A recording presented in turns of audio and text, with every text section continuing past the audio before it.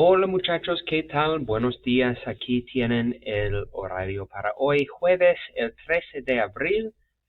No homework was due for today. Due next class, however, is your autobiographical presentation, De Niño, de Niña, ¿Cómo eras? Remember that there are two parts to this project, your final project for the academic year. The first part is the visual component, where you have images that reflect aspects of your childhood, pictures, drawings, photos. You'd include about 10 total for your project. No Google Images, no clip art. It's an autobiographical presentation. Please make it authentic.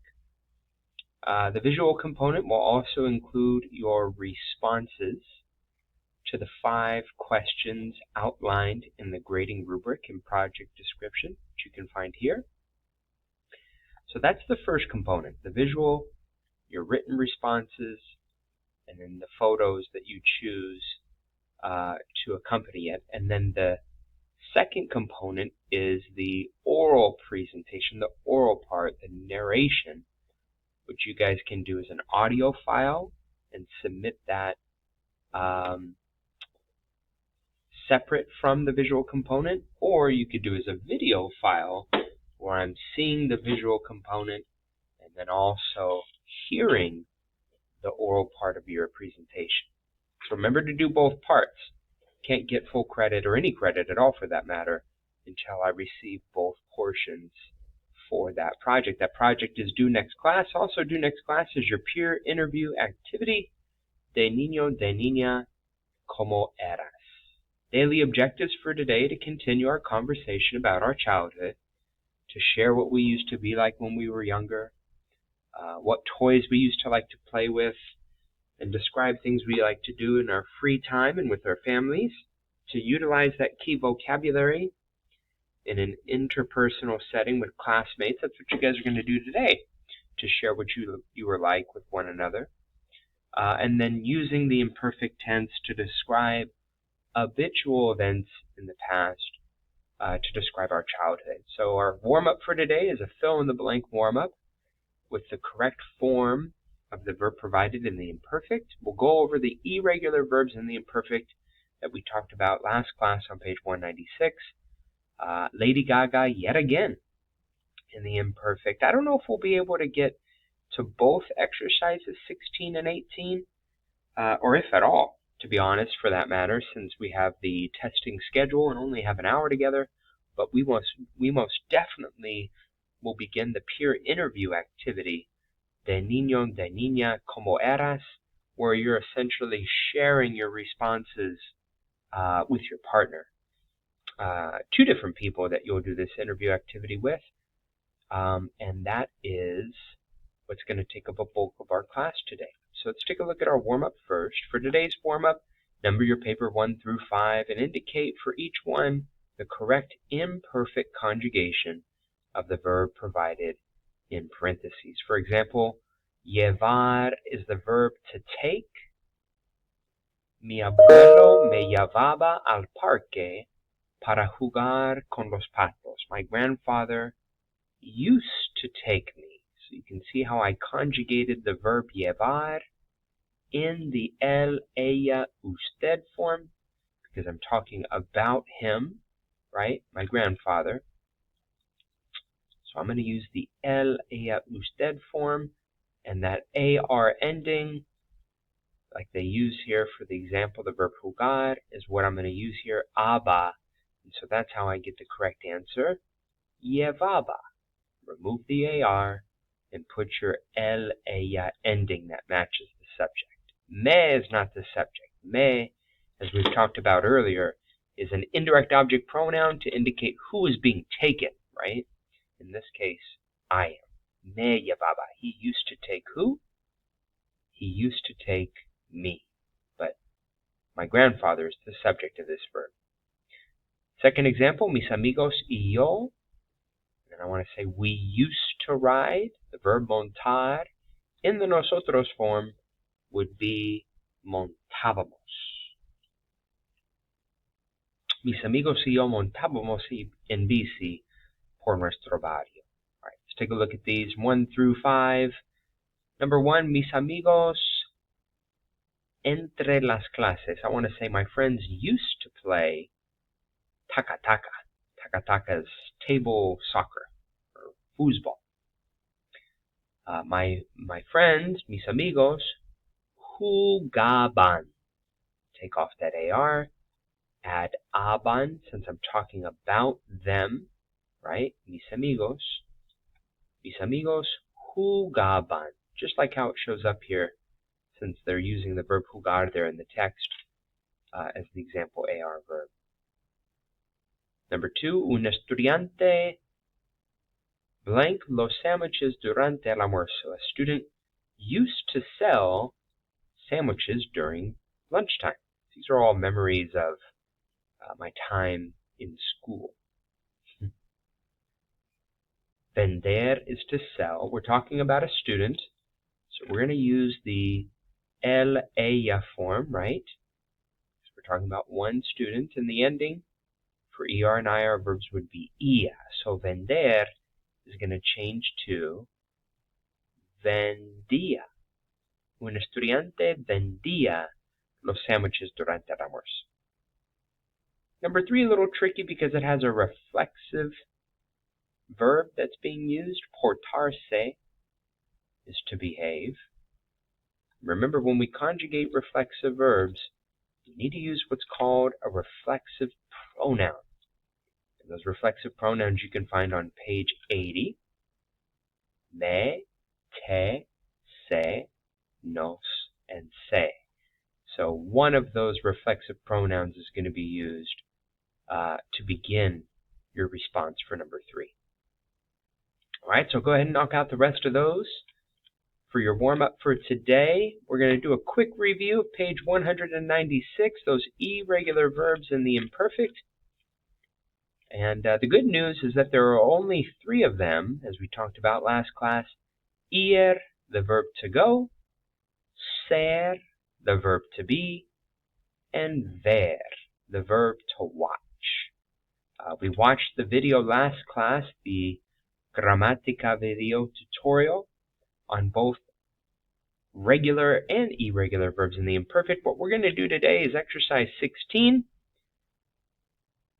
Los veranos en Boston. Ana María recuerda los veranos que pasaba en Boston.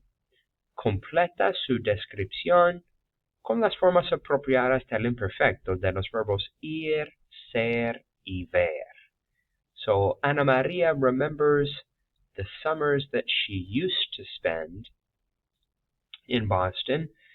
You're going to complete her description of those summers with the appropriate forms of the imperfect of the verbs to go, to be, and to watch. And we need to think about the meaning of those verbs, and as we always do, think about the context clues that we would assume or that we would expect to be used with those verbs. What kind of words are we going to expect to see with the verbs ir, ser, and ver? Well, if ir is the verb to go, then we're going to be looking for what? Places, right? Places that Ana María used to go to. Playa, supermercado, centro comercial, restaurante, escuela, etc. Ser is the verb to be, so we're going to associate that more than likely with adjectives, right? Because we're describing what something used to be or be like.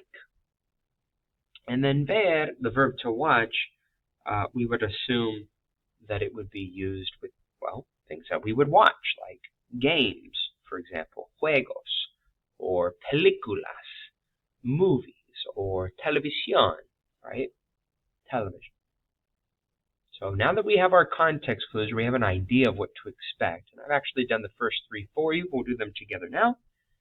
Let's take a look, and then I'll have you do the rest with your partner in class.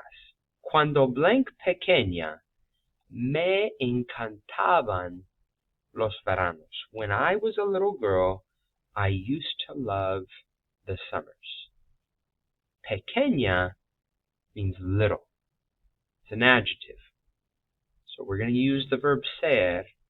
And the verb ser, if Ana Maria is talking about herself in the yo form, we know that because of me encantaban, I used to love. Then number one is going to be filled in with the yo form of ser, which is era. Yeah? Cuando yo era pequeña, when I was little, me encantaban los veranos. Vivíamos en Boston, donde mi papá y yo, my father and I, blank al famoso estadio de béisbol de las Medias Rojas, Fenway Park. My father and I used to go, right, to the famous baseball stadium of the Red Sox, Fenway Park. There's a place, yeah? So we're going to use the verb ir, the verb to go with that. Since we're talking about mi papá y yo, that's the nosotros form, and that's how we get the correct answer, íbamos, for number 2. Finally, number 3, cada verano nosotros blank a nuestros jugadores favoritos como Pedro Martínez. Nuestros jugadores favoritos. You probably see the verb jugar in there, which is to play. This is the noun form. Jugador is player. So she's saying every summer, cada verano, we used to watch, right? Used to watch, not be or go, but watch our favorite players like Pedro Martinez. This is Pedro Martinez here on the right-hand side. So ver makes sense here, and in the nosotros form would be veíamos. So continue through the paragraph. Take a look at those context clues that are normally going to come right after the blank. Many of them you'll recognize. Some of them you may need to look up for good measure. And that'll determine whether you use ir, ser, or ver. And then in terms of the conjugation, how to conjugate it is going to come before the blank, right? And that is exercise 16 on page 196. To wrap up today, probably won't have time for exercise 18. We can tackle that next class. We're going to go ahead and take a look at the peer interview activity, De Niño, ¿Cómo eras? This activity is just kind of to finalize, polish off the rough draft that you've already finished for your project. The 5 questions that you have to answer for your project are here. ¿Cómo eras? ¿Cómo era tu familia? ¿Qué te gustaba hacer en tus ratos libres? ¿Qué era tu materia favorita en la escuela primaria? ¿Y participabas en un club de deporte? What I want you to do is share, essentially, have an interview with one another, yeah? Chat each other up in Espanol. Share with one another your responses to each of these questions, and you don't need to write the responses of your partner in complete sentences. Just highlight, utilize the rubric, and highlight the key criteria that I'm looking for each of these responses. So for number 1, the first question, ¿Cómo eras?, jot down the 5 adjectives that your partner uses. Now don't just exchange papers and copy. That makes no sense. This is not a copy exercise. This is an interview activity. So rather than copying, ask one another, ¿Cómo eras? Share the response. Practice your listening comprehension and jot down the responses of your partner. Doesn't need to be in a full complete sentence. Bullet point is totally fine. Jot down the 5 adjectives that they give. Okay? ¿Cómo era tu familia? We're just going to do the first 2 parts of that question, where what are the 3 adjectives they use to describe their family, and what are the 3 activities that they used to like to do together. Okay? So 3 adjectives, bullet point format is fine, 3 verbs. What are the things that they used to like to do together as a family of your partner? Okay, they're going to share it with you. and you're going to take notes. That's the point of this activity. Practicing, sharing, exchanging this information with one another.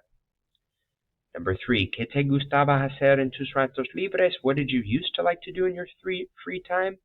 Give me 5 verbs, right? Jot down 5 verbs that they used to like to do when they were little. Okay, bullet point format's totally fine. ¿Qué era tu materia favorita en la escuela primaria y por qué? Doesn't need to be in a full complete sentence. Tell me their favorite subject, adjective they used to describe it, and then the verb that they used to talk about what they used to do in that class that made it their favorite. And then finally, participabas en un club de deporte.